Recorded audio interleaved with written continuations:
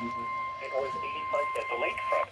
The National Weather Service in the Quad Cities has issued a tornado warning for northeastern Whiteside County in northwestern Illinois, southeastern Carroll County, It's in and Whites. It's in the National Weather Service Quad Cities.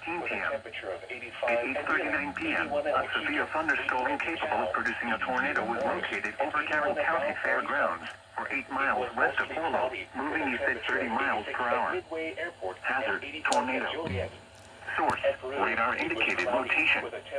Impact: flying debris will be dangerous to those caught without shelter. Mobile homes will be damaged or destroyed. Damage to roof, windows, and vehicles will occur. Tree damage is likely. This dangerous storm will be near Penrose around 8:45 p.m. Take cover now. Move to a basement or an interior room on the lowest floor of a sturdy building.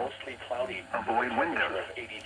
If you are outdoors, in a mobile home, or in a vehicle, move to the closest substantial shelter and protect yourself from flying debris. It was partly cloudy. The temperature was 85 degrees. The dew point was 73. The National Weather Service